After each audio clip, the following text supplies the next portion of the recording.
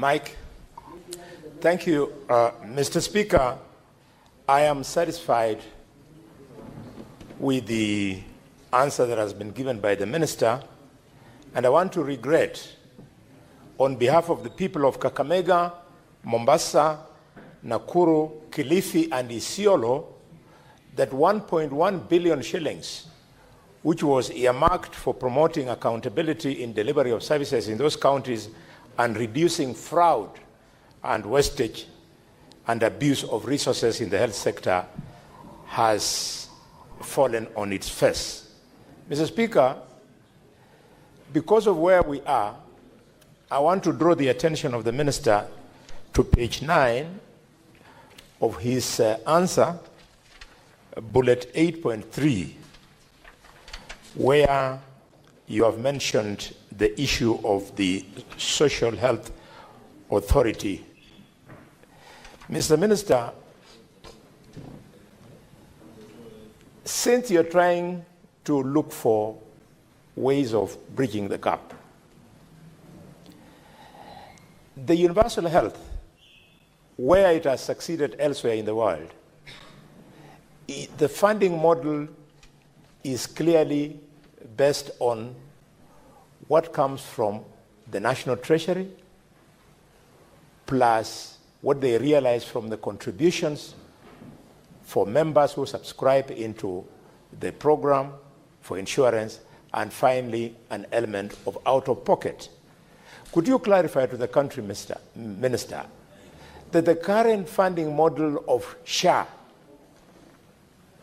does not factor in any money from the National Treasury?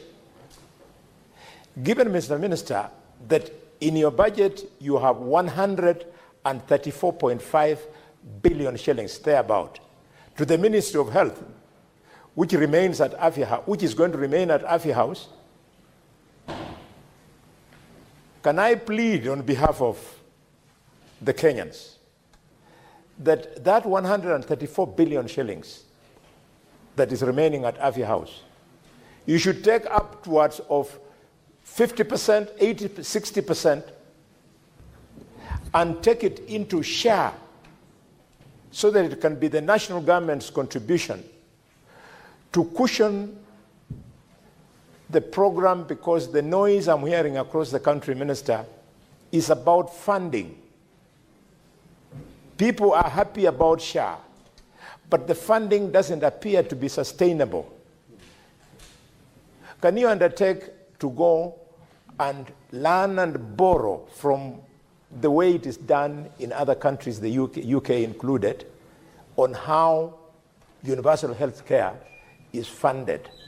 I'm afraid, Minister, the noise we are hearing is not about to come to an end. Thank you. Thank you, Senator Boni. Cabinet Secretary, please respond. Thank you.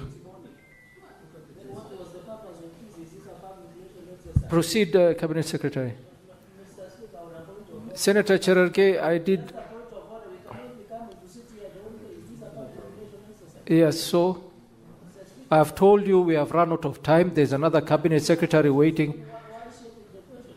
What questions? The question has been answered. This is a supplementary question. Senator Cherargei, we are not going to engage each other in a verbal exchange. Cabinet Secretary, please proceed. Thank you. Thank you.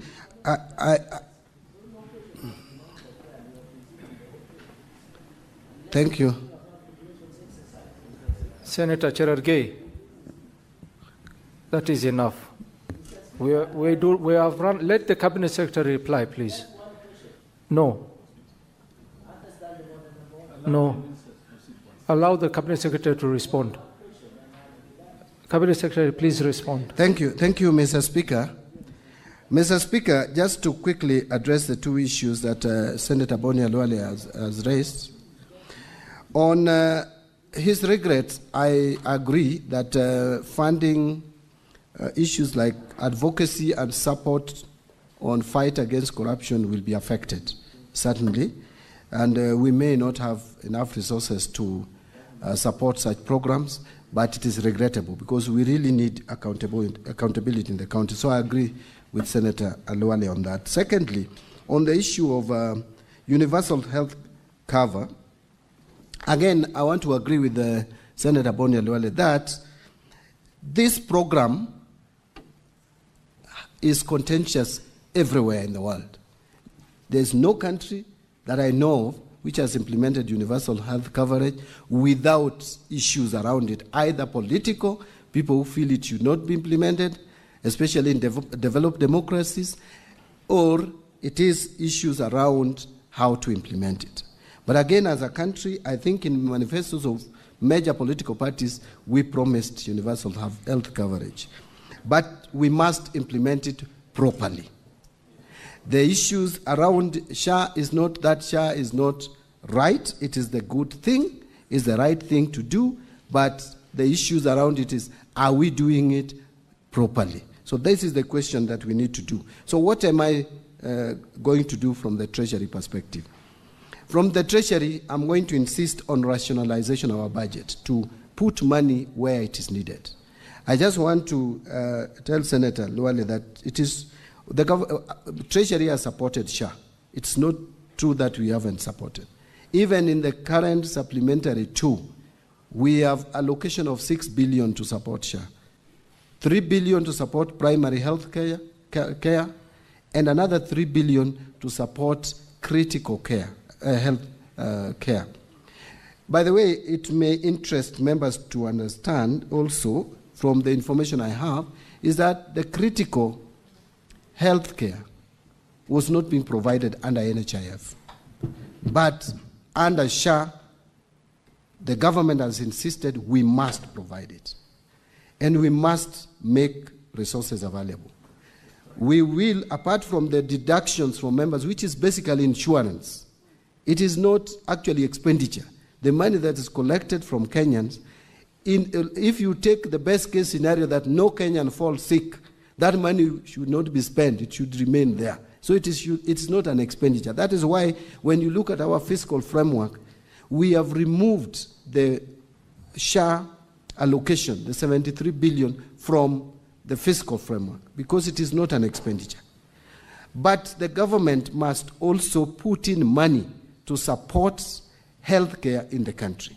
So you will see in the budget our allocation to support this health program. Because it is critical, we must do it. And I hope and I believe that the line ministry will do justice to Kenyans by making this system work, make it more efficient, and make it more accountable. The problems which are there were bound also to be there because any new thing must have challenges. But those challenges must be dealt with within a period of time so that the system works. We cannot afford to lose this. We cannot afford to lose this system.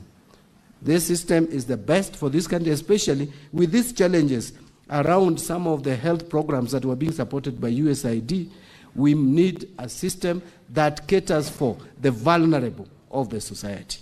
And so mine was, Mr. Speaker, just largely to agree with Honorable Khalwale. And I've taken note of your suggestion and advice to my ministry on how to deal with the funding to the health ministry.